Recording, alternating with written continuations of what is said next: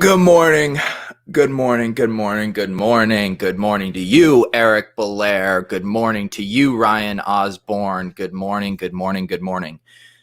The Bankroll Challenge has an accounting problem. Blender was needling me about this on Friday. He had another tweet yesterday saying I'm the most profitable person to be losing a Bankroll Challenge.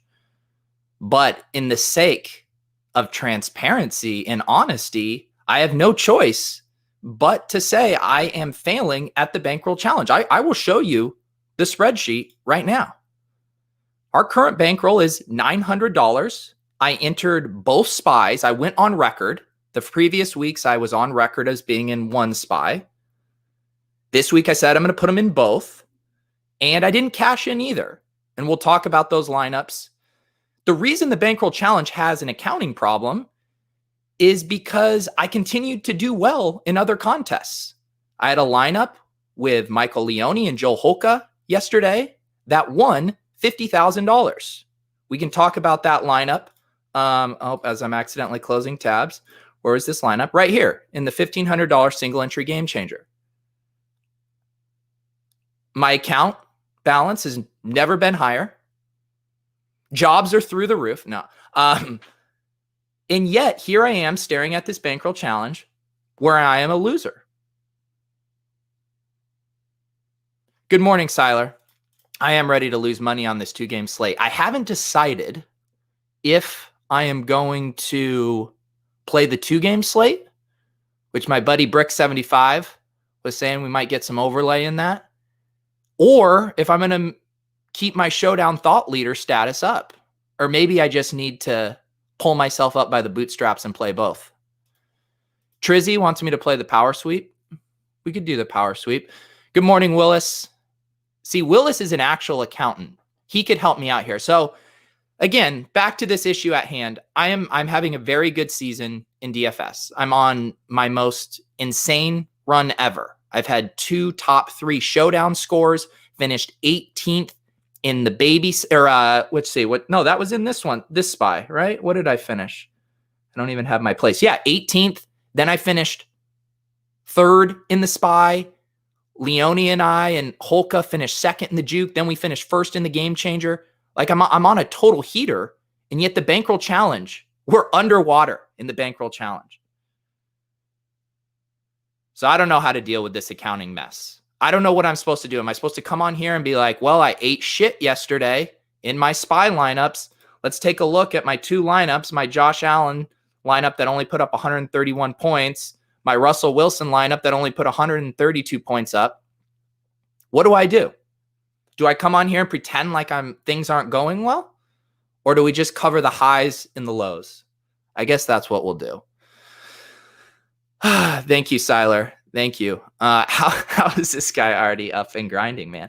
Well, this is the thing. Last year, I would do these reviews. Sometimes I would record them on Sunday nights when I was drunk and tilted, and you'd get my raw emotion. But this year, I'm just too busy. I do the Tilt Space show at 6:30. I record the Splash Play podcast with Chris Spags later, and there's just not enough room. So I need to get some sleep. I need to see the cold, harsh light of the morning, have my coffee out of my XFL mug, which, get it in focus, which is coming back. I don't know if you guys saw. XFL is coming back.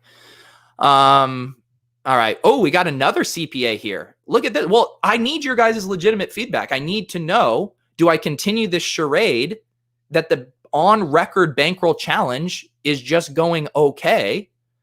Or do you guys want me to lump all of my accounting into one thing? It's too complicated. I think we need to stick with this single entry challenge. And I will continue to play both spies, but I want to be on record on what I'm playing for the challenge. I'm actually arguing with Leone and Holka about our collective bankroll. We've run that bankroll up to 65,000. And they want a shot take. Like, don't get me wrong. I want to too, but I've also lost at DFS forever, and I want to be responsible with my bankroll. It's called the Bankroll Challenge. That's the one thing I think I'm good at, is staying in moderation. I still am playing the same amount of volume on my own stuff. I've ramped it up a little bit, adding in an extra spy, playing a little bit more on Showdown, but not much, because I know I can lose for 50 slates in a row. You want to know how I know that? Because I've done it. I have done it. So I don't mind getting called a nit for my bankroll management, but I've been on the flip side of it, and I know that these wins aren't going to last forever, especially when you play a little bit contrarian in tournaments. So that's where I'm at. Let's see here. I'm going to check in on the chat. Go Vipers. Oh yeah. Oh yeah. Did I celebrate last night? Yeah. I did my usual. Too many drinks on a Sunday. Stand by that Josh Allen stack. Yeah, we'll talk about that here in a second. Do full bankroll or name it the single entry challenge. Yeah, I think that's actually probably. Maybe I don't have an accounting problem. Maybe I just have a naming problem. It is the single entry challenge. You're right. Maybe that's what we do. Do we just update it right now? Boom. Done. It's the single entry challenge. Thank you. Yeah, this is the best live show on at 7 a.m. I can't compete with Smiz and Holka and Salvetri and all these other streamers. I can't compete with them. You know what? I play a different game than them. I get up before them. These guys are asleep. They're in their little cocoons, in their little warm single beds, just sleeping away, getting their beauty sleep, their YouTube beauty sleep. Not me, no. We're going to grind harder. You may have lost forever, but you three guys together seem pretty decent. Power of friendship. Thank you, Siler. Yeah, we do have a nice thing going over there. I hope Blender approves here. Okay. All right, let's talk about some of these lineups, though. I will quickly touch on the lineup that I had made with Leone and Holka. So this is a higher dollar single entry, 1,500, but it's a smaller field, 212. And that's, Leone's talked about this, how this is, it really gives you a chance to take down tournaments because you're only competing with 212 people. And we ended up having 4 lineups together. We had 3 more and a 3 max, but this one, we wanted to have a DAX stack. And this, again, kind of goes to show you how little we got right. I mean, I don't even consider playing Kamara and Mike Davis, like getting anything right, in that those guys were chalk. Like everyone was on those guys. So there wasn't much thought there. Honestly, all we got right was the Dak game stack. Odell was the logical bring back. And we hit Joe Mixon. Like we essentially got 2 things right in this lineup and got first place. And I know that's oversimplifying things, but again, it's not nailing all these one-off pieces. It was 1 game stack and 1 contrarian running back. Boom. Top of the leaderboard. This lineup also finished 42nd in the Millie Maker. And another really interesting thing, this lineup would have been duplicated in the spy. In the big spy, the other contest where I bricked in, this guy, Jay Burner, had the exact same lineup. He took down $100,000 in the big spy. So if we have this lineup in the spy, we chop 75K with this guy because 100K to first, 50 to second. That's just weird to me because duplicates aren't really a thing in single entry NFL. There's just too many possible combinations. So the fact that we got on this same construction is pretty interesting. Anyways, another week where paying down at tight end works out. Adam Troutman, 2,500, bagel, no problem. You look at these top lineups. I mean, tight end is so gross right now. I saw a stat this morning from Mike Beers. George Kittle, having only played 2 games, is now the tight end 6 in PPR scoring. I mean, the tight end landscape is just absolutely gross right now. And I think both defense and tight end continue to make sense to punt and pay down at. And yeah, you are going to miss some of these Mark Andrews ceiling games, but it's more about the overall construction because we're wanting to get on these game stacks. And to do that, when you're paying up for Amari, I guess this game stack was relatively affordable. But when we're trying to get in these game stacks, we have to save money, and tight end and defense continue to be the place to do that. I mean, I joke on Twitter about if you're complaining about Adam Troutman's 0, you didn't understand the thesis of the play in the first place. But there actually is a little kernel of truth to that, in that what it allows you to do with the rest of your construction. CeeDee Lamb had to have been the most underappreciated play heading into yesterday. I was shocked at this ownership. And it's not that I thought just, okay, he's for sure going to smash. It's just price adjusted and ownership adjusted. Like last week, it was Gallup, because we're now starting to see this trend with the Cowboys, right? Where it's like 3 of these guys are going to have really good games, and one of them is going to be the odd man out. Last week, Lamb was the odd man out. This week, it was Gallup. Schultz continues to just kind of motor along. But CeeDee Lamb in this offense that's throwing this much, everyone's on board with CeeDee Lamb as a talent. At 3.8% ownership, at 5,400, I think he just fell in that range where everyone was either going down for Brandon Cooks or they were going up for DJ Moore, and CeeDee Lamb just got lost in the shuffle. Let's see here. I want to check in on a few questions. Any leans for showdown tonight? I honestly haven't looked. I mean, I've seen that Sony Michel and Devontae Adams are ruled out, which, the obvious things are Rex Burkhead probably keeps rolling. Aaron Jones gets a monster workload again, but I haven't looked into it at all. Let's see here. Joe, what's the process when the 3 of you are going in on a lineup together? Yeah, we just have a group chat. We have a group chat where we'll text and message throughout the week. And then on Sundays, we hop on a quick call for about a half hour before lock to make sure we're on the same page. And we generally all think fairly similarly. I mean, I really like Leone's stuff, so I listen to his pod with Dink and Holka. Holka's just a slight different than us in that he likes jamming in the more expensive running backs that have that higher floor. Whereas I think Leone and I are more willing to get kind of gross with the Rojos, the Darrell Hendersons, and in this case, the Joe Mixons, who don't project as well, but still have the ceiling. But it's easier when you guys are on the same page here.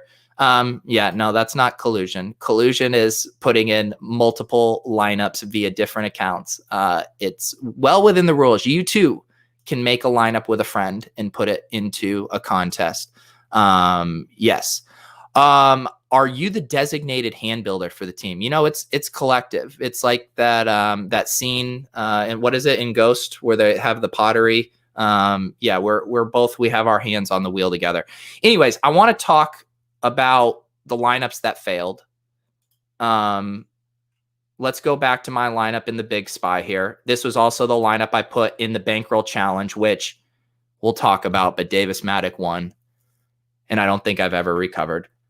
So this lineup, I'm bummed out about this lineup because for a few different reasons. I knew you guys saw with Blender on Friday, I was already pretty interested in this Josh Allen game stack. And we ended up going that route. The Diggs and Waller plays went well. I did end up, I was considering Josh Jacobs as the bring back, got off of that, but I did go for more than a skinny stack. I did a 2-2, basically. Allen to Diggs, then bring it back with Renfro and Waller. Derek Carty's projections with the blitz had Renfro as one of the best plays this week, and it just felt right with this construction of hoping this game shoots out and knowing that he wouldn't be super popular. He ended up being 15.7%, which I guess people are checking out the blitz projections because he was popping there. The mistakes that I don't really think that the Marvin Jones play was a mistake per se. My thought process with that is I want a little mini correlation with Alvin Kamara in that game. And then also knowing I was going to play DJ Moore as a one-off. I'm kind of shocked that I actually don't mind it now that he got at 14% ownership. I think most places had him closer to like 20 to 25%. So I don't mind playing DJ Moore as a one-off here. But because of that, I was like, look, I'm playing Kamara. I'm playing Moore.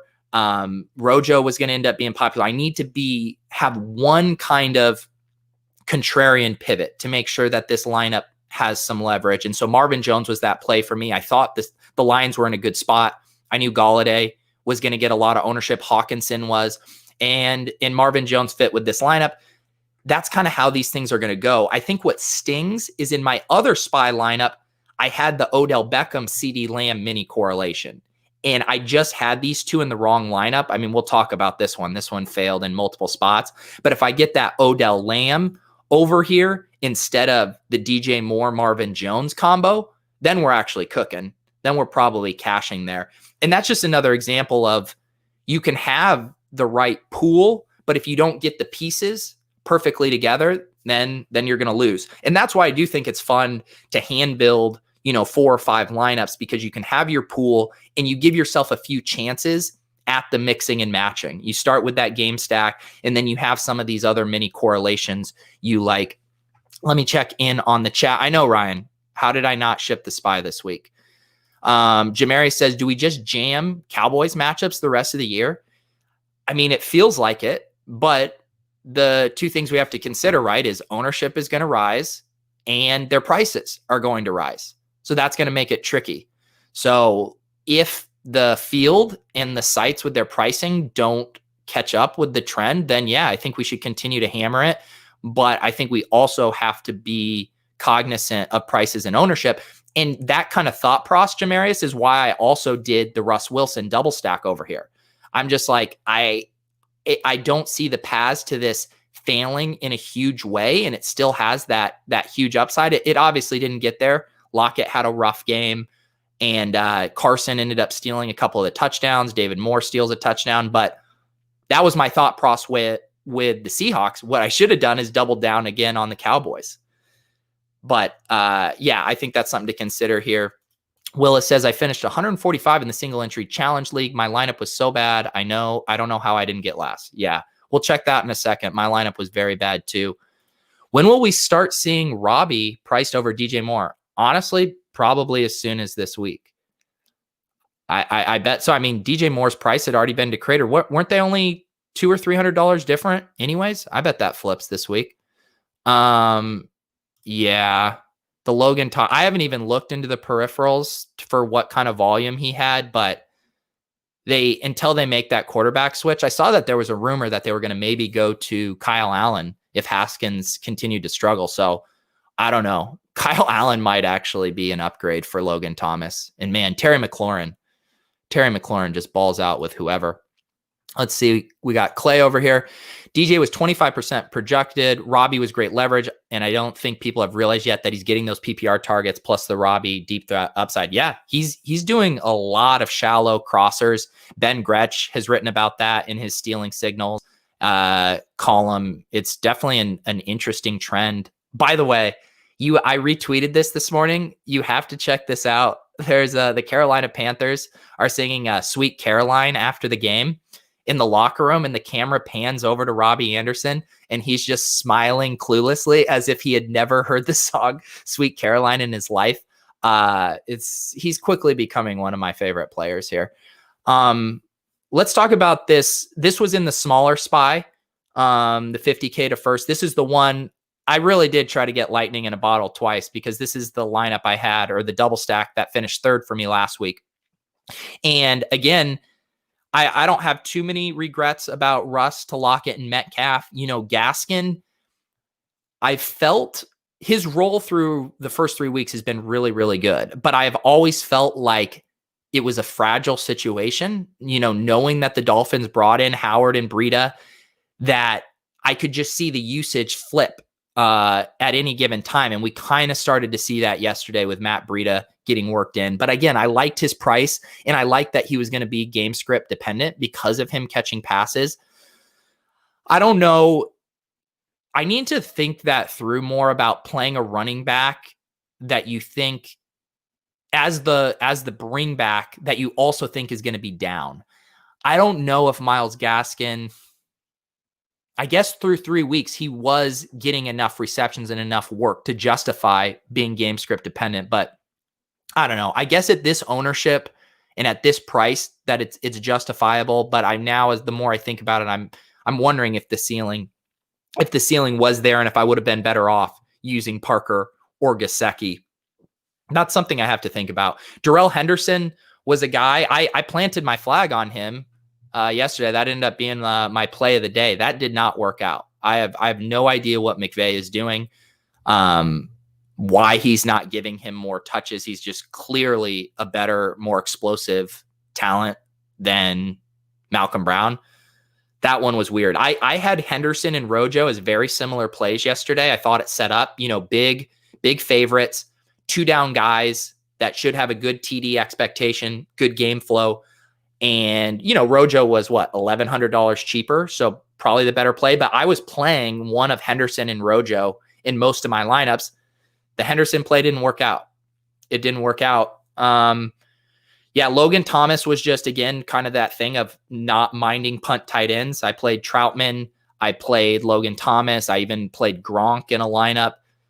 I don't mind punting it. It does hurt, though, that Logan Thomas just can't seem to get it going here. And then, I had this mini correlation, the Odell Lamb, which, I hit perfectly, but it just doesn't matter when you're taking so many other sub 10-point scores in this lineup. So that's single entry GPP life. You take some of these cracks really trying to climb the leaderboard. And if you don't hit on that stack, you don't have a chance here. Let me see. Oh yeah. The Sir Purr video with Robbie Anderson as well. He now just has 2 absolute classics. Love Robbie Anderson. Needed 5 more points from Henderson to take down a GPP. Oof. Yeah, that hurts. That really hurts. Which power sweep looks better tonight? I haven't looked at those yet. I got to check out the selection. I was saying I need to decide if I'm going to go showdown thought leader or 2-game mini slate thought leader. Yeah, Drake is another guy, man. I think, to me, it's like getting kind of cut and dry with these guys who aren't going to consistently catch passes.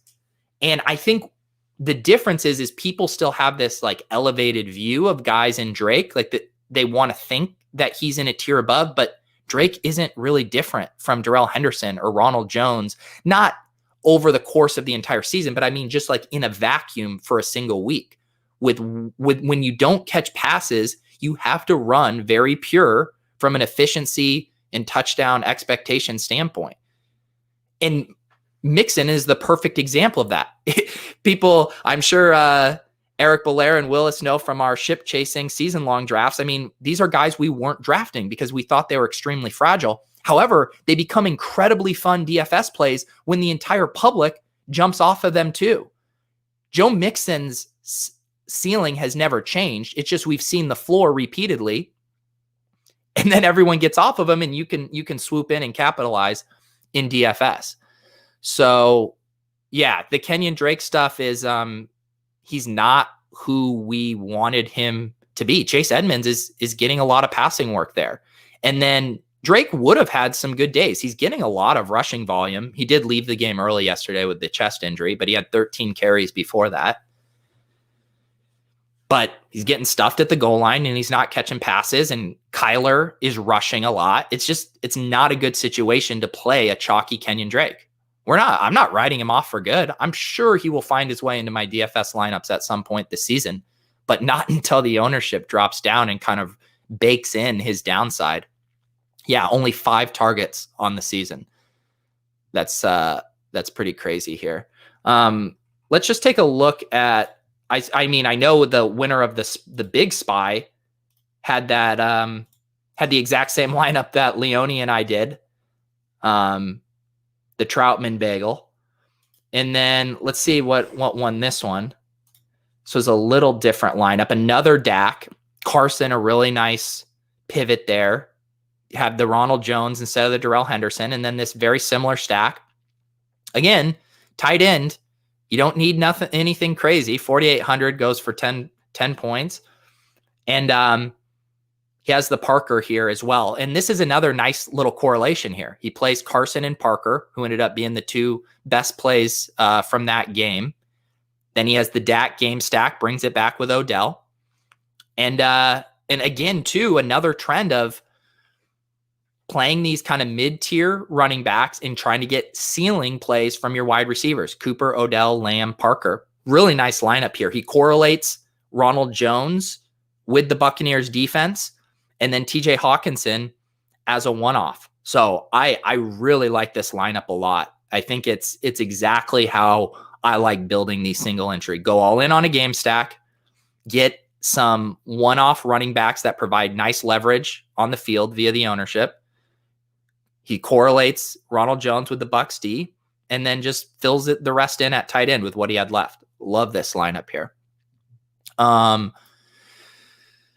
Yes, Siler. Siler is my official social media manager. Smash the like button, hit the subscribe button, turn the notification bell on.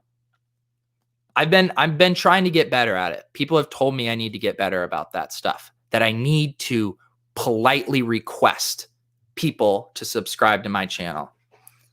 I always feel it feels funny to me to do that, but I'm getting better.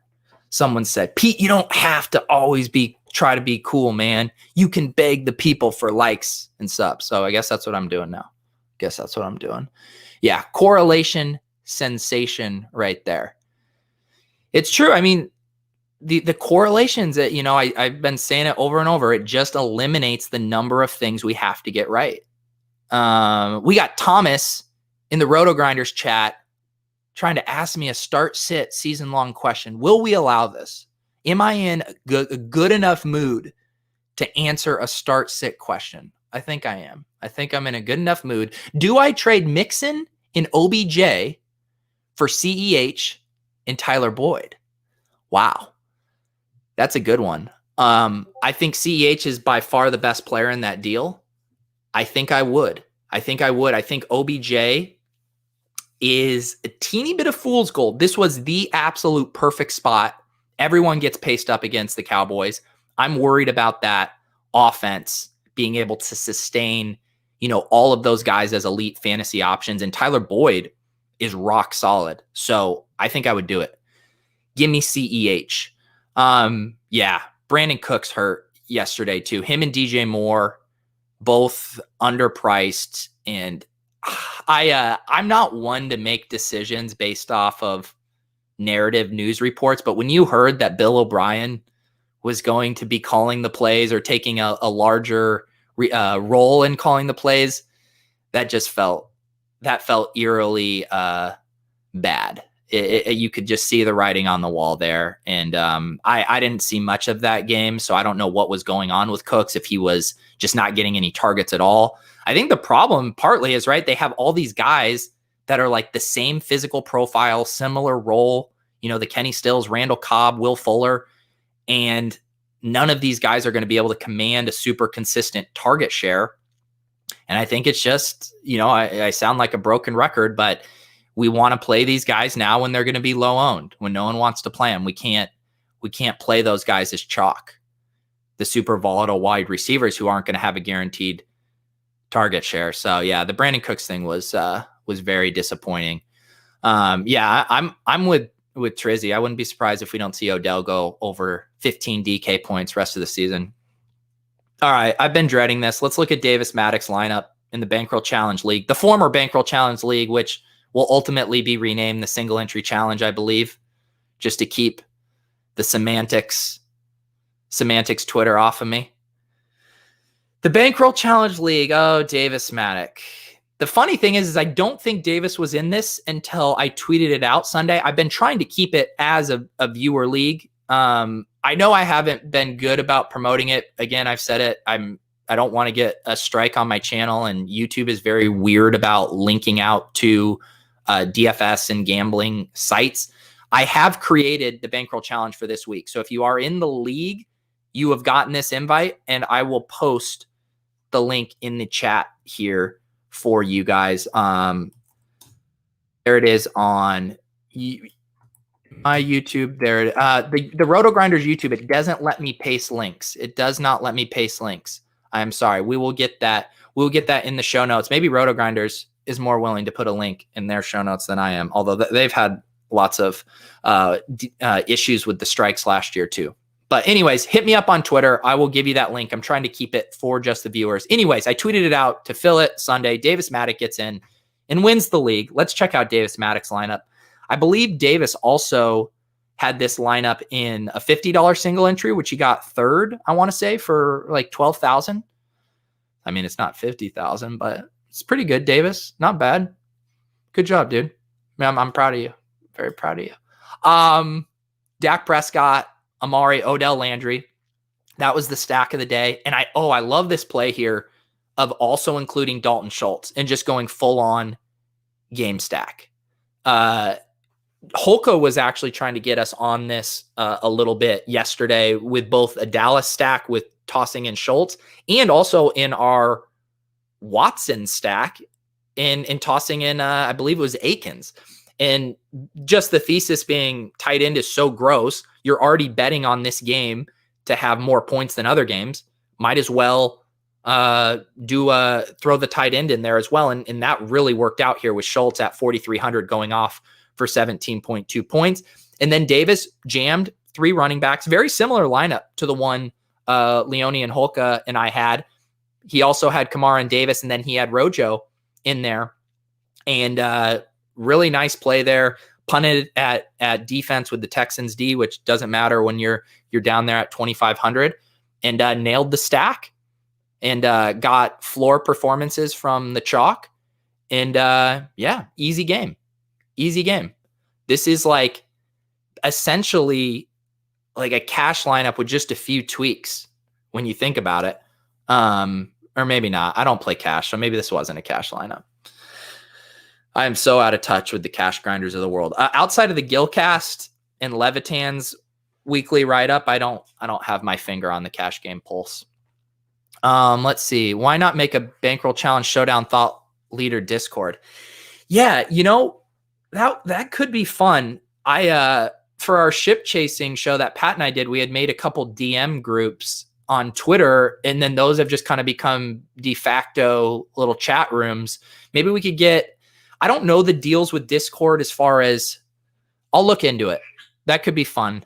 I mean, I have to be honest. I'm so busy that I don't know the how much time I could personally be in there, but just creating a spot for you guys to chat and I can drop in when possible. I'll look into that with kind of the Discord, how many people you can have in a free Discord without that, blah, blah, blah.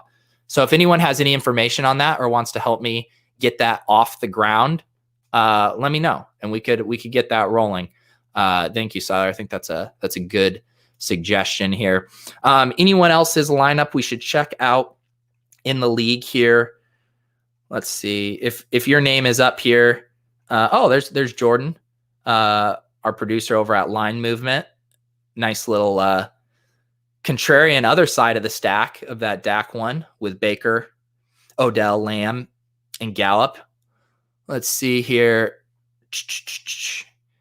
Yeah, that is a good point. Discord's a good place. I could put links and stuff. I'm going to look into this. I appreciate the suggestion. I'm going to add it to my to-do list. Who's down here in Mr. Siler and Eric Belair. Oh my goodness, you guys.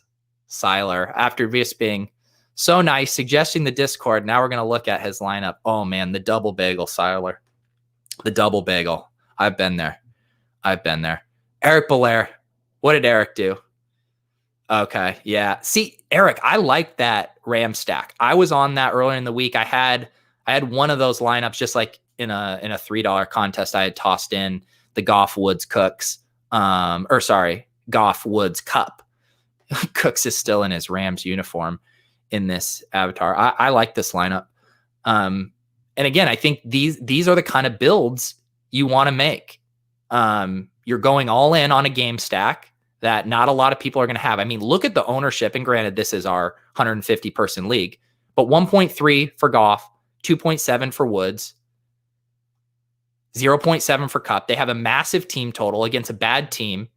And if this stack goes off, he has the other right pieces around it as far as, Kamara and Jones, and, things just didn't align. But the structure of this lineup, I like a lot. I don't mind Tyler Lockett as a one-off. I mean, he has getting into today, it seemed like he had such a steady role with a huge ceiling. Yeah. So I like that lineup. Yeah, we got Willis down here, bottom feeder. Okay, yeah, Willis did similar to me in my other SPY lineup with the Wilson, Lockett, Metcalf, bring it back with Gaskin. Nice play with Evans there at 4%. And then the double bagel. The week of the double bagel, the Troutman Cooks goose eggs. And again, you can live with the Troutman one at 2,500, the Cooks one at 4,500. That's really hard to overcome. Yeah, I think I'm going to use one single entry lineup across contests going forward. Yeah, what I've been doing, there's a $33 5 max. So I've been making 5 lineups and then putting those into that's my 5 core lineups, and then I'll put those in single entry in 3 max, but I'll only have 5 lineups. And then of course the ones that I make with Leone and Holkar. So yeah, I'm still main slate hand builder for life. I do like having a more concentrated pool, trying to get mixed and match in the right way around that tighter core. And you're going to whiff some weeks. You're definitely going to whiff, and then just hoping that all the pieces come together. And also too, I mean, we keep talking about this, and I'll see comments like someone replied to, I think, Leone's tweet about our lineup being like, wow, I had a similar score and I didn't win that much. And sure, part of it is because we're playing a higher buy-in contest, but the biggest part is the contest size. Like, you got to give yourself a chance to win these tournaments. And trust me, it is super fun to go after $100,000 in the SPY, but you're competing against 5,500 people. That's a lot of people. So they do have other single entries that are smaller fields. You can get in these 200 and 300 person contests. And if you nail your stack right in your one pivot, your one Joe Mixon pivot, you can take these things down. So to me, it's less about how much money do you have and more about what is the contest size. Are you giving yourself realistic chances to win, or are you just shot taking? And trust me, a lot of the stuff I've done is shot taking. Like, I want to win $100,000. I don't want to just turn, $10 into 150. It's not as fun. But if you're truly trying to just win tournaments and show that you can do it, that you can build the type of lineups that would allow you to win bigger buy-in, you got to look at the contest size. It's crucial. And yeah, so I think you just need to be realistic about what's possible. And even in these contests that we like the SPY, it's still incredibly top heavy. 100,000, 50,000, 20,000, 10,000. I mean, that you could finish top 25 out of over 5,000 people and you only 15x. And again, all of us would be excited about that, but it is to realize the expected value over a long run. You need to be getting first or second over the long term, because that's where all the money is. And that's why it's important to be building these lineups that have a chance to finish first and second. And it's just harder to do in these bigger fields. So to Eric's point, if you are going to make that one lineup, toss it in a few of the smaller ones. I think that's definitely the way to go, because then when you do have that good hit, when you do have that perfect lineup, you are having it across all of these different contests, and you can really, really capitalize. When you're right, you want to be really right. Let's see here. Let me check in on some of the chats here. Rams let me down bad. Yeah, I feel you. DJ Dog says, I feel like to be contrarian, you either need to play a QB like Tom Brady, who has no rush upside, or running back like Henry with small catch upside. Yeah, I agree. I almost feel like, and I've heard other people talk about this, but with the way that the quarterbacks are priced now, that it is really hard to go down at QB. We don't have those days where you could get QBs at like 4,500 and it made sense to punt. Like, you really need these quarterbacks that have the rushing upside, or the quarterbacks like Matt Ryan, who are just going to throw a ton. But I do really agree with the running backs with small catch upside that are going to catch low ownership, but still have a high ceiling based on their projected touch count that are going to be low owned. Exhibit A, Joe Mixon this week. Those are the smash plays. Joe Holka in the chat. He wants the Thunderdome right after I have talked about bankroll management for a large part of the past 30 minutes. We have the devil on my shoulder, Joe Holka, in here trying to get me to practice poor bankroll management. Seiler wants the Thunderdome. Everyone wants the Thunderdome. Apparently, we are already registered for the luxury box. Leone's drunk last night and registering us for contests. I said, wait. I thought we were going to have a group conversation about this.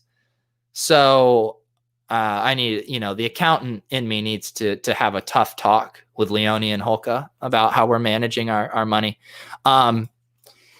Yes. Do I believe in the process for Eric's Slate IQ Showdown articles? I love those articles. I think those are some of the best pieces of Showdown content out there. He looks at historically similar contests and points out which type of constructions, as far as how many players from one team versus another have provided leverage. The one kind of constant has been 5-1 builds end up winning at a higher rate than they're used by the field.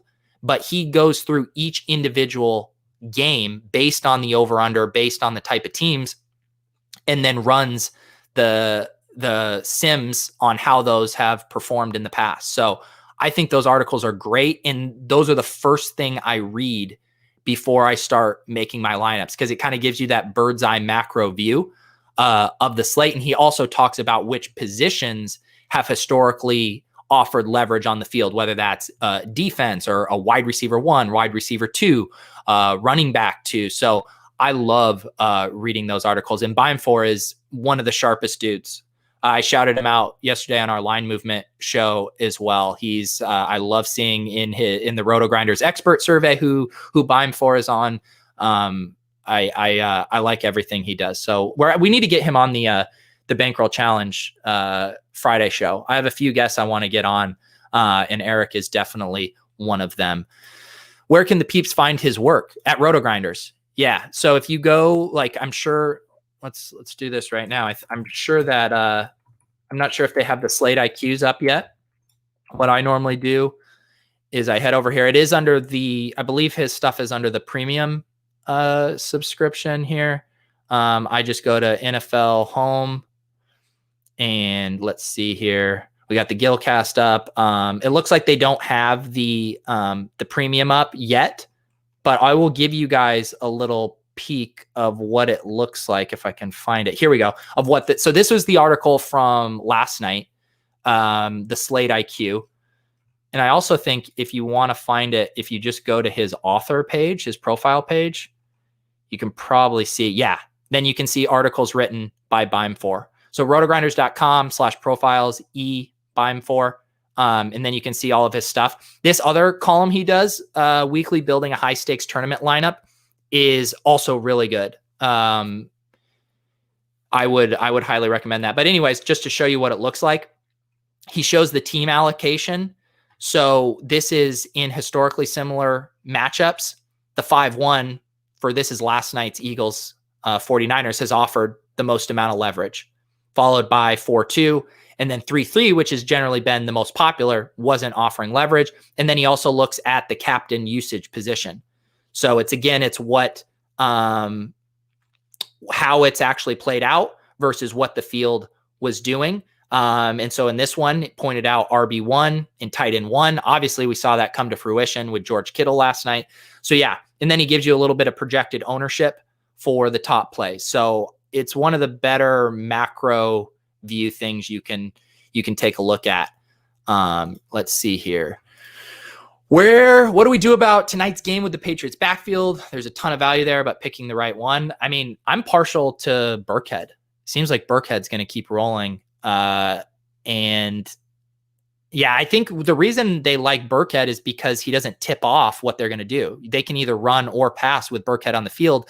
It's just so obvious when James White's on the field what they're going to be doing. So I prefer Burkhead. I don't know what the ownership is going to end up being, though. It might get out of control. Eric Baimfor in the chat How's it going, Eric? We were just touting your work. All right, guys. This has been fun. I will Sony ruled out. Yeah. That's what I was referencing with that. I believe Damian Harris is back, although it's hard to know what kind of workload he's going to get after coming off of the injury. So, yeah. All right, guys. This was fun.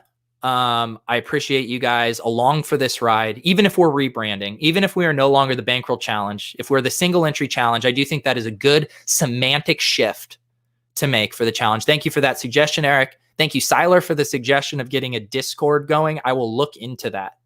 The Bankroll Challenge League is up. If you missed the link in the chat, hit me up on Twitter at Peter Overzet. I'll get you that link and we can keep it here for us and not the Davis Maddox of the world just trying to scoop our league before a Sunday. All right, guys, you're the best. Let's keep this great season rolling. Enjoy the double header tonight. I will see you guys back. We'll be here on the Swolecast YouTube channel on Wednesday at 2:30 p.m. Eastern, like usual. And then I'll be back Friday on Roto Grinders for the Bankroll Challenge Week 5 build. I will get a guest booked for that shortly. Have a great Monday, guys. Enjoy the games tonight.